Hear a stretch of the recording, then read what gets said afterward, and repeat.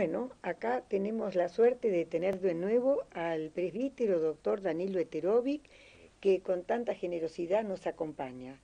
Mire, padre, necesitaríamos que usted nos aclare un punto. ¿Qué pasa con los derechos del embrión humano? Porque se escuchan distintas campanas por ahí. Hay gente que dice que la madre es la única dueña absoluta de esas dos células que forman un embrión humano y que solamente a ella le compete resolver con absoluta libertad qué es lo que puede hacer y que la gente o la autoridad política o quien sea o religiosa no tienen ni siquiera derecho a opinar, ni a opinar sobre eso. Entonces, me gustaría saber cuál es la posición correcta para un cristiano al respecto. Está bien. Antes tal vez de responder sobre la doctrina y el enfoque cristiano, que es un enfoque santo y respetuoso de toda vida humana, tal vez me permita hacer una pequeña alusión a la postura de estas personas que creen tener total derecho sobre la criatura en gestación que tienen en su seno y sin aceptar que ni la sociedad ni a veces otros parientes pueden decir o opinar al respecto de ese posible aborto que quisiera realizar.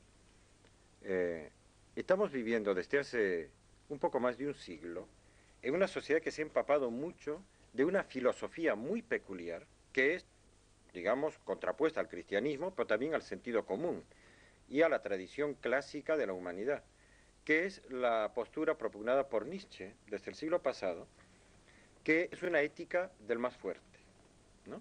Y que llegó a su culmen en el siglo XX en todos estos abusos de poder que hicieron los nietzscheanos modernos. Por ejemplo, la Unión Soviética es un estado nietzscheano, ¿no? De abuso y del poder despótico. También los gobiernos totalitarios, militares en muchos lugares del mundo.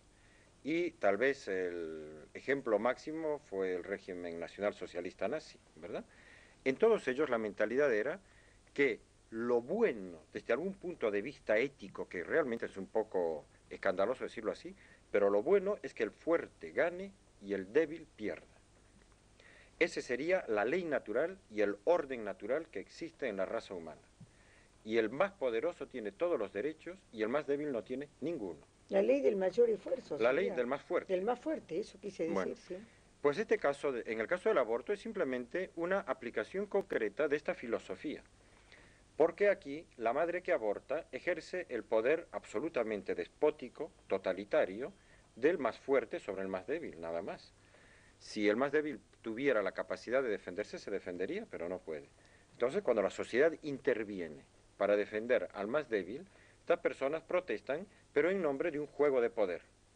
Y exigen más poder para oponerse a quienes desde la sociedad tratan de proteger al niño nonato, ¿verdad? Estamos ante una filosofía de la vida que es pura ética de poder, ¿no? Claro que con ese tipo de personas el diálogo es prácticamente imposible, ¿verdad? Porque su visión de la vida es digamos, probablemente atea, materialista, de puro cálculo de poder y nada más. Y se hace muy difícil conversar con esas personas.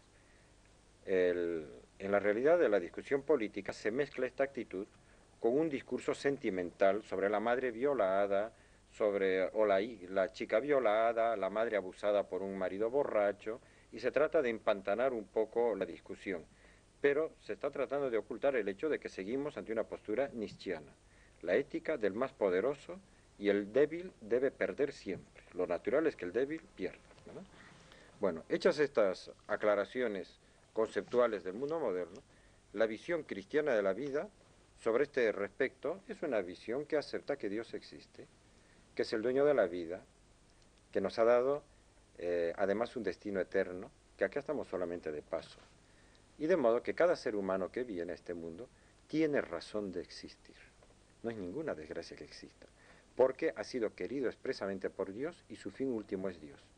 Y los seres humanos estamos para ayudarnos a que cualquier persona en cualquier situación de vida pueda cumplir con este destino último que es llegar a Dios con una riqueza de desarrollo personal moral por el tiempo que sea su vida en la tierra. El aborto trunca, corta violentísimamente este plan de Dios. Fíjese cómo dice el Catecismo de la Iglesia Católica, que se dirige también a todos los hombres de buena voluntad. La vida humana debe ser respetada y protegida de manera absoluta desde el momento de la concepción. Desde el primer momento de su existencia, el ser humano debe ser reconocido en sus derechos de persona, entre los cuales está el derecho inviolable de todo ser inocente a la vida. O sea, más claro ni el agua, ¿verdad? Y luego tiene una base en la Sagrada Escritura, que para los cristianos, esto me dirijo por si hay algún legislador bautizado cristiano, ya sea católico, evangélico, protestante, anglicano, pero si es un cristiano bautizado, esta palabra de Dios le obliga, ¿verdad? Jeremías 1:5. Antes de haberte formado yo en el seno materno, le dice Dios al profeta, te conocía.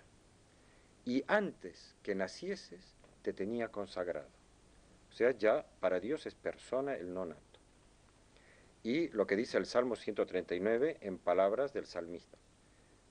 Mis huesos no se te ocultaban, Señor, cuando era yo hecho en lo secreto y tejido en las honduras del seno de la madre. O sea, ya él estaba a los ojos de Dios. O sea, lo que los hombres no ven, Dios lo ve. Ya se está tejiendo ahí un ser humano. Y desde el primer siglo la Iglesia ha sido tajante en su postura sobre el aborto. Miren lo que decía la Didache, que es uno de los libros más antiguos que tenemos los cristianos. No matarás al embrión mediante el aborto y no darás muerte al recién nacido. Y además esto lo repiten la epístola de Diogneto, Tertuliano y muchos. O sea, ¿qué quiere decir? Que hay que respetar el catecismo al embrión desde el primer momento de la concepción. Que cuando la carga genética que aporta el varón y la que aporta la mujer se unen, en ese momento ya está toda la información genética, cromosómica, completa. A partir de ese momento, lo que se desarrolla no puede ser más que un ser humano. Es decir, a partir de ese momento hay que respetarlo. Aunque se haya producido la concepción en las trompas de Falopio, todavía no haya anidado en el útero, esos son procesos que van ocurriendo a través del tiempo. Pero ya la doctrina de la Iglesia es que desde el primer momento en que se ha unido esa información, que es cuando el espermatozoide entró en el óvulo, ahí ya hay vida humana. Y no se puede de ninguna manera atentar contra la salud de ese nuevo ser humano en desarrollo, que además se irá desarrollando no 9 meses, sino 90 años probablemente, en un proceso sin interrupción. Bueno, padre, nos están pidiendo un pequeño intervalo. Yo deduzco de todo eso que el homicidio voluntario sería un aborto voluntario. Totalmente. Y luego, padre, ¿cómo contestaría usted? Y con esto ya nos vamos a la pausa. Hay personas que dicen, yo estoy tratando de hacerle el bien a esta criatura que en el embrión lo estoy destruyendo, porque ¿para qué va a venir a este mundo a sufrir? ¿Qué porvenir le espera? Estoy en una villa miseria, estoy sin trabajo, estoy enfermo, estoy solo. Entonces lo hago por su bien. ¿Cómo le respondería a usted, padre? Una pausa, por favor. Muchas gracias.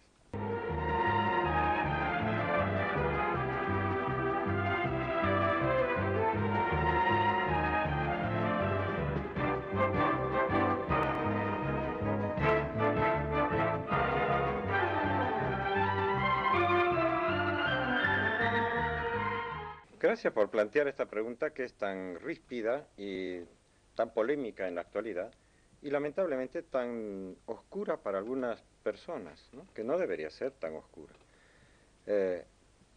Esas personas que llegan a afirmar, como más o menos me lo recordaba, que matar a un embrión por los procedimientos que sean puede ser hacerle un bien al embrión, porque vendría con algunos problemas existenciales del tipo que sean, de salud o socioeconómicos o de los que fueran, que harían su vida sufrida y que por lo tanto uno les elimina un sufrimiento eliminándolos, ¿verdad?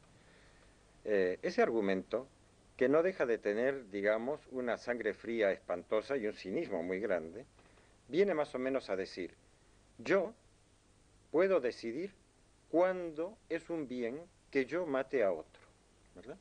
Es decir,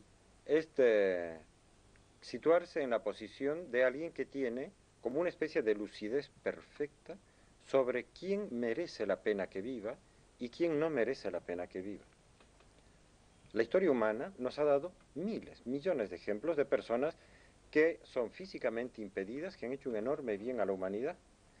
Tal vez lo hubieran eliminado al famoso filósofo Kierkegaard simplemente porque tenía una joroba, o a Beethoven porque nacía de una familia en la que había bastantes taras de tipo genético.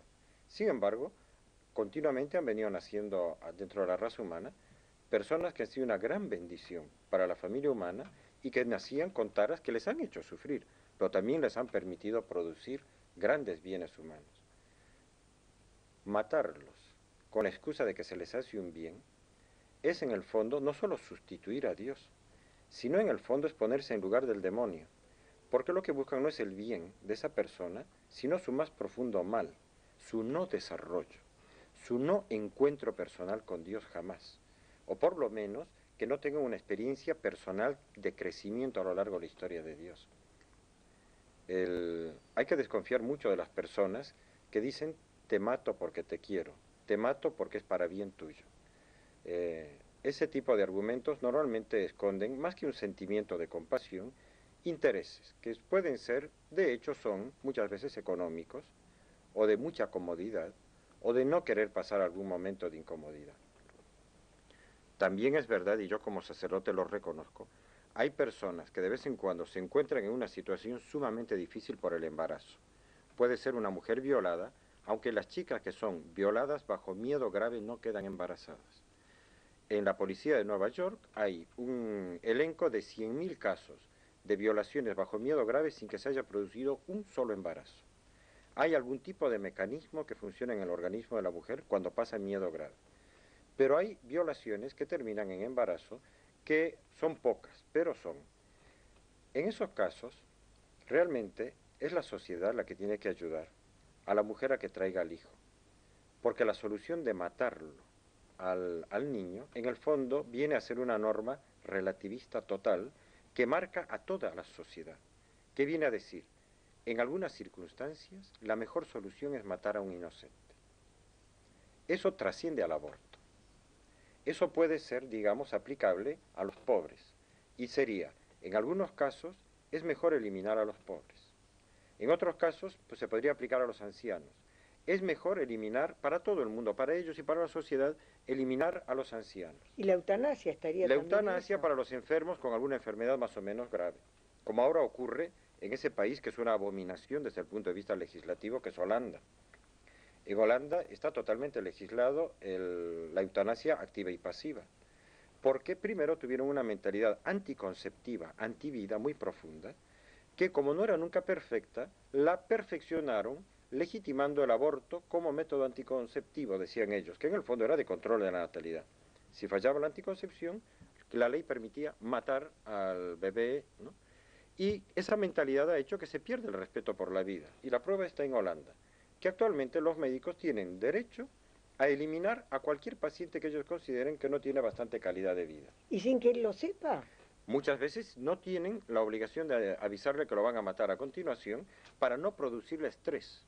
Ah, como para ir a visitarlos a esos médicos Claro, entonces. ¿sabe? En Holanda se ha llegado al extremo, es un caso tal vez límite, pero se ha llegado al extremo que hay asociaciones de enfermos, que cuando llaman a un médico a domicilio también llaman a un miembro de esta asociación de enfermos para que lo vigile al médico. Ah, Porque se llegó a dar el caso de una señora que perdió a un hijo en un accidente, por una señora joven, y el médico declaró que su calidad de vida había disminuido tanto por haber perdido al hijo, que procedió a matarla a la mujer, le puso una inyección de morfina de una dosis masiva y la mató. Fue un caso que llegó a la Corte Suprema de Holanda. La cultura antivida es un proceso irrefrenable, pero la puerta que abre, digamos, el camino a todos los abusos contra la vida humana es el tema del aborto. La sociedad donde se despenaliza el aborto, como ya hay sociedades en las que ha ocurrido, todos los demás abusos están permitidos y son solamente cuestión de tiempo.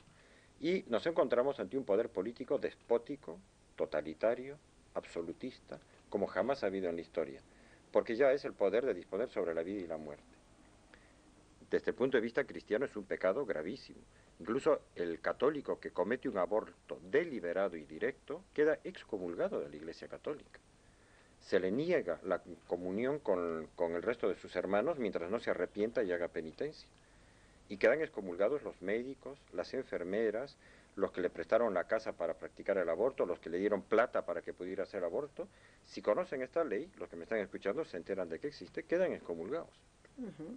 Y tienen que pedir un perdón especial y hacer una penitencia especial.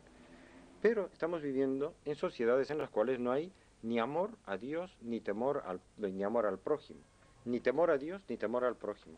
Estamos viviendo en una sociedad de nietzscheanos, en los cuales el más poderoso quiere aplicar simplemente la pena de muerte al débil, nada más. Son las mismas personas que se oponen a la pena de muerte de un criminal.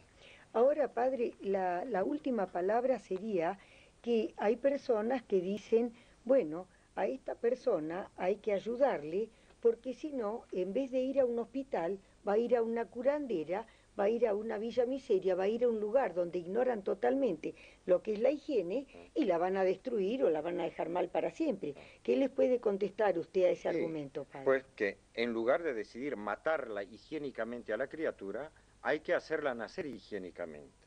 Y la sociedad económicamente hacerse cargo de la criatura, si es que la madre no puede económicamente, pero no quitársela a la madre. En la medida de lo posible, subsidiar a que esa madre pueda cuidar a su propio hijo. Pero la sociedad es el amor social. Unos nos ayudamos a otros. O si no, estamos haciendo un planteamiento de un liberalismo extremo, individualista y casi anárquico, en el que cada uno se ocupa de sí mismo. Y al que me molesta, lo mato. Que esa es en el fondo ¿no? Aplico la pena de muerte al que me molesta. Una concepción atea de las cosas también. Atea, inhumana, totalmente sin corazón, ¿verdad? Que es indigna de una cultura que se considera moderna. Estamos viviendo lamentablemente tiempos que son así duros, ¿verdad? Que en lugar de haberse dado un progreso en la humanidad, hemos llegado a un siglo XX en el cual se ha dado un retroceso en muchas de las normas de conducta. Y los cristianos, por ejemplo, la Iglesia Católica es la única voz que en este momento defiende con constancia y con valentía la vida bajo todos sus aspectos. Es que se ha endiosado el egoísmo. Entonces han perdido la noción de que amar es darse, es complacer al otro, es hacerlo feliz. Entonces le viene por rebote. Pero si empieza primero yo, segundo yo y quinto yo y centésimo yo, ¿qué estamos? En un egoísmo tan absoluto que da sus frutos, da sus consecuencias. Sí, sí. Bueno, padre, muchas veces nos quedamos con las ganas de seguir haciendo preguntas. No hemos hecho más que introducir el tema. El reloj es un tirano que es inapelable. Así que vamos a ver si es posible, ya lo volveremos a molestar. Con mucho gusto.